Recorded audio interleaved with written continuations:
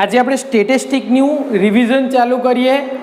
Revision in the sense આમાં આપણે આખા જ ચેપ્ટરને કવર કરીશું, બરાબર.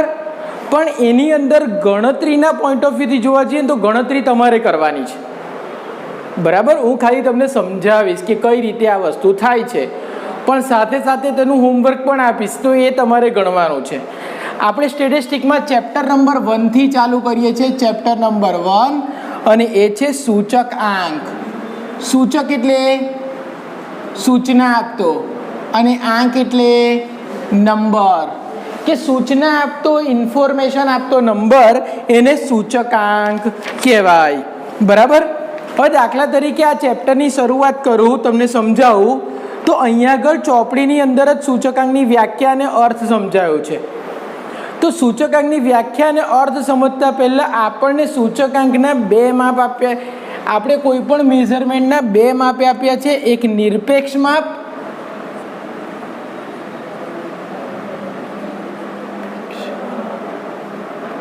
હવે નિરપેક્ષ માપ એટલે શું? તો નિરપેક્ષ માપ એટલે સાદા શબ્દોમાં કહીએ ને તો તફાવત. નિરપેક્ષ માપને સાદા શબ્દોમાં શું કહેવાય? તફાવત. દાખલા તરીકે કોઈ વસ્તુનો ભાવ આટલો હતો અને એનો ભાવ આટલો થઈ ગયો, તો એ તફાવત એનું નિરપેક્ષ માપ. દાખલા તરીકે ચોપડીમાં ઉદાહરણ આપ્યું હતું ઘઉં અને ચોખાનું. તો ઘઉં ચોખા વર્ષ 2015 અને વર્ષ 2016. ઘઉંનો ભાવ 2015માં 24 હતો, 2016માં 30 થયો. ચોખાનો ભાવ 40 હતો, એનો 46 થયો. તો ઘઉંના ભાવમાં નિરપેક્ષ માપની વાત કરીએ તો ઘઉંના ભાવમાં ₹6 અને ચોખાના ભાવમાં ₹6 વધારો થયો છે એવું કહેવાય, બરાબર. કેટલો વધારો થયો છે? ₹6. ઘઉંનો ભાવ કેટલો થયો? 24 નો 30, ₹6 વધ્યા. ચોખાનો ભાવ 40 નો 46, કેટલો વધ્યો? ₹6. તો બંનેમાં થયેલો ભાવ વધારો કેવો? સરખો કે અલગ અલગ? સરખો. તો નિરપેક્ષમાં એવું કહે છે કે બંનેમાં થયેલો ભાવ વધારો એક સરખો. હવે એક સિમ્પલ ઉદાહરણ તમને આપું. કોઈ છોકરાએ પરીક્ષા આપી હતી, 50 માર્કનું પેપર હતું અને એના 49 માર્ક આવ્યા હતા. ફરીવાર પેપર આપ્યું તો 50 માર્કમાંથી એના ઘટીને 48 માર્ક આવ્યા, બરાબર. એટલે એના કેટલા માર્ક્સ ઓછા આવ્યા? 1 માર્ક્સ. કોઈ છોકરાએ 100 માર્ક્સની પરીક્ષા આપી હતી અને 100 માર્ક્સની પરીક્ષાની અંદર એના પહેલી વાર 70 માર્ક્સ આવ્યા હતા, જ્યારે બીજી વાર કેટલા માર્ક્સ આવ્યા? 60 માર્ક્સ આવ્યા. અથવા તો બીજી વાર એના કેટલા માર્ક્સ આવ્યા? 2 માર્ક્સ ઓછા કર્યા, 1 જ માર્ક્સ ઓછો કરીએ, 59 માર્ક્સ આવ્યા. તો બોલો, બંને સિચ્યુએશનમાં માર્ક્સમાં થયેલો ઘટાડો કેવો? સરખો કે અલગ અલગ? એકના 49 આવ્યા હતા, પછી 48 થઈ ગયા 50 માર્કના પેપરમાં. બીજાના 70 આવ્યા હતા, એના 59 થયા. સોરી, 70 આવ્યા હતા, એના 69 થયા. તો બંનેમાં એક જ માર્ક્સનો ઘટાડો થયો. તો માર્ક્સ પ્રમાણે તો એવું કહેશો ઘટાડો કેવો? સરખો. પણ ટકાવારીમાં જુઓ, 49 એટલે કેટલા ટકા થયા? 98% થયા. અને 48 એટલે 96%. તો કેટલા ટકા માર્ક્સ ઘટ્યા? 2% ઘટી ગયા કહેવાય. જ્યારે 100માંથી 69 થયા 70ના, તો કેટલા ટકા માર્ક ઘટ્યા? 1%. તો ટકાવારીમાં તો ફરક પડી જાય છે. તો ટકાવારી શું બતાવે છે કે ભાઈ જે ઓરિજિનલ ભાવ હતો ને એમાંથી કેટલા ટકા વધારો કે ઘટાડો થયો. જ્યારે ટકાવારીનું માપ હોય ને તો એમાં યુનિટ ના હોય. દાખલા તરીકે આ ઘઉં છે, ચોખા છે, બરાબર. એની સાથે સાથે કોઈ વ્યક્તિનું વજન લખી નાખીએ.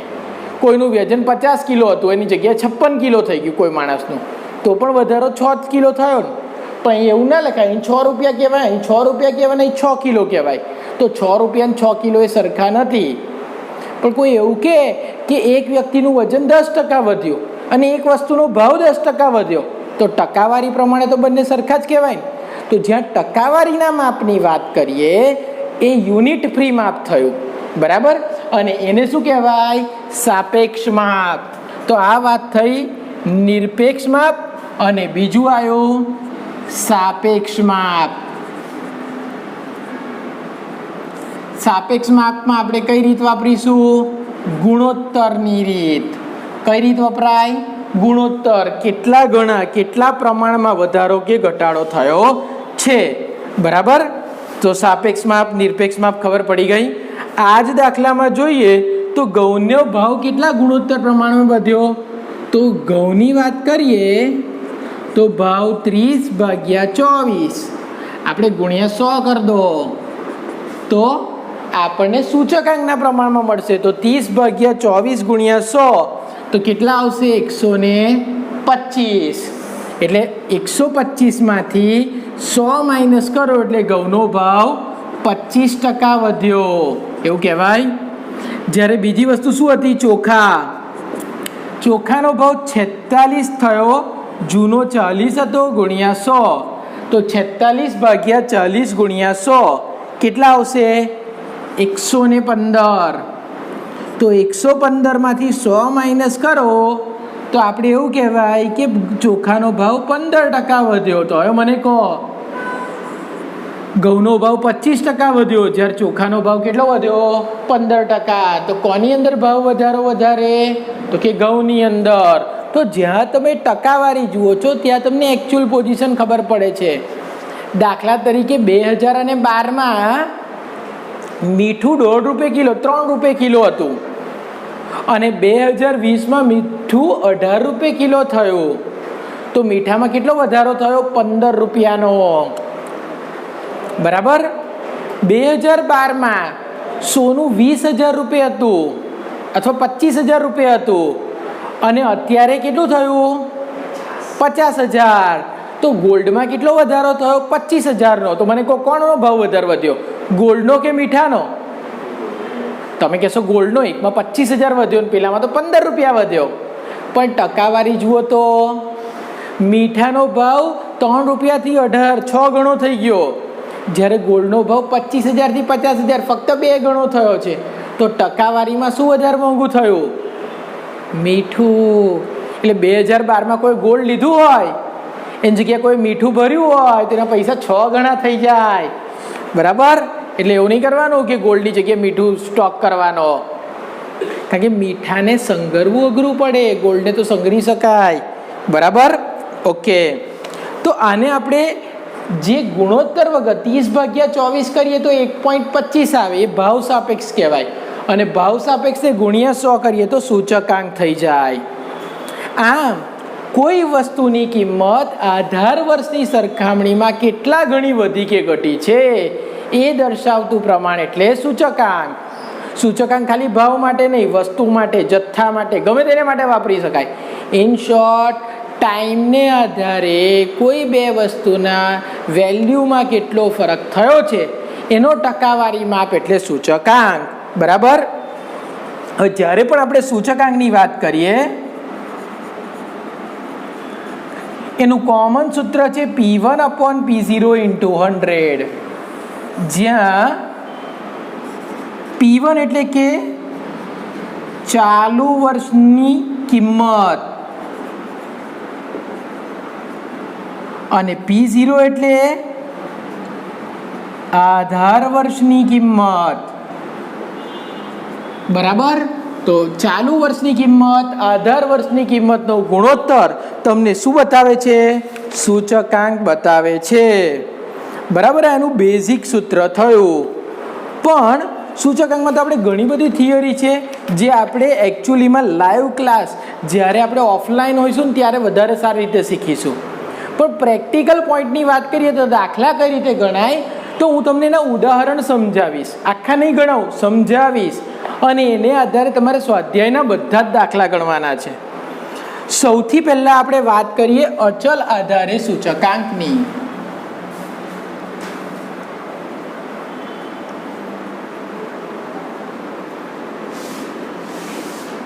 અચલ આધારે સૂચકાંક એટલે કે એવો સૂચકાંક જેમાં આધાર વર્ષ કેવો રાખીએ છીએ? ફિક્સ રાખીએ છીએ, બદલતા નથી.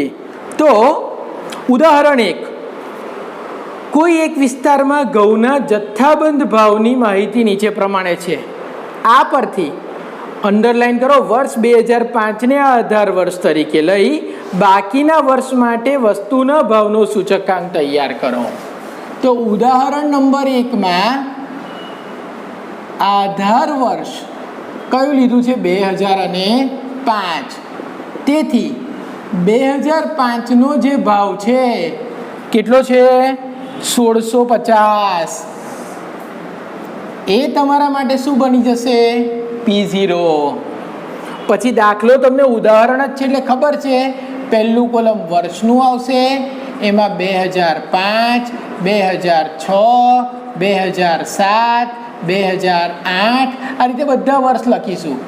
પછી ક્વિન્ટલ દીઠ ભાવ આપ્યો છે એ લખીશું 1650, 1690, 1730,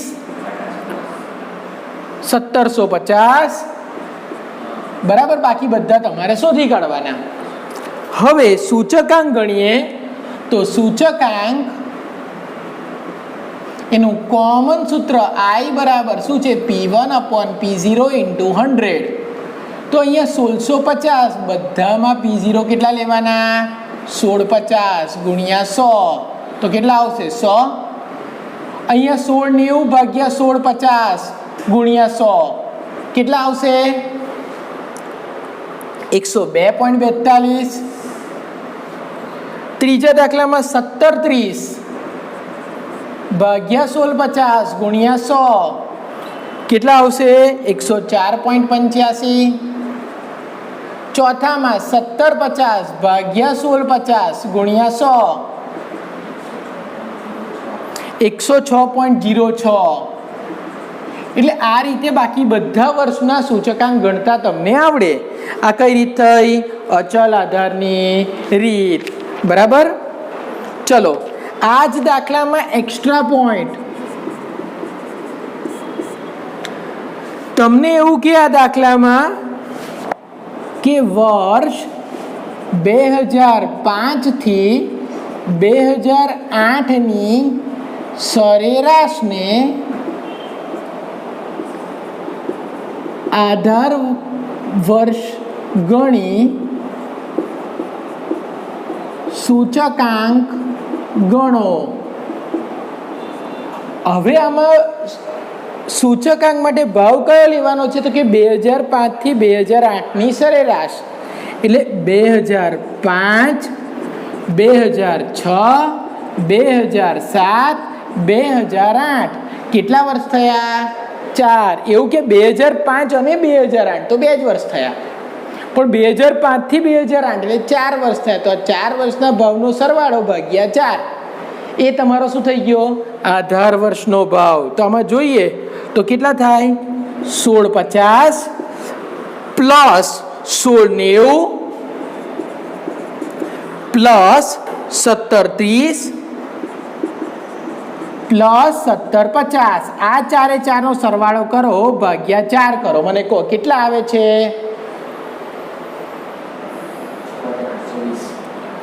6820 ભાગ્યા 4. 5505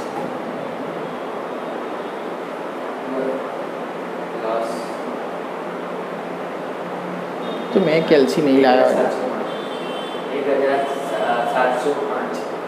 1705 બરાબર. 1705 આની શું આવી ગઈ?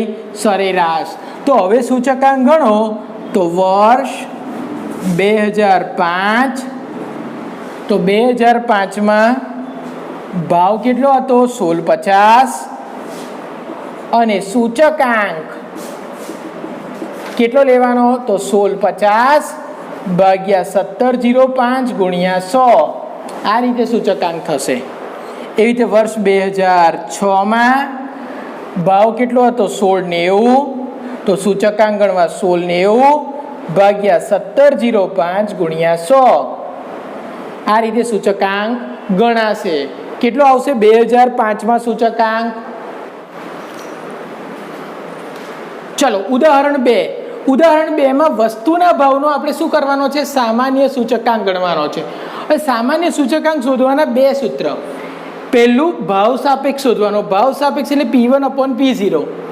તો આપણને બધી વસ્તુઓ હતી, એનો 2014નો ભાવ એને આધાર વર્ષ ગણ્યો એટલે P0, 2015નો ભાવ એટલે ચાલુ વર્ષનો ભાવ P1. P1/P0 શોધ્યું. P1/P0 એટલે 28/25, 35/30, 380/375, 40/36, 500/440 અને 300/265. આ P1/P0 મળ્યું. એનો સરવાળો એટલે સિગ્મા. તો સિગ્મા P1/P0 6.6795 આવ્યો. એ આપણે અહીંયા મૂકી દીધો.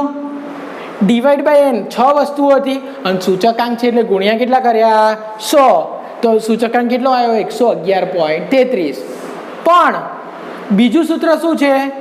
તો I બરાબર સિગ્મા P1/P0 ઇન્ટુ 100 ઉપર છે, ડિવાઈડ બાય n. તો આપણે P1/P0 ઇન્ટુ 100 શોધ્યું એટલે 28/25 ગુણ્યા 100. તો કેટલા આવશે? 112.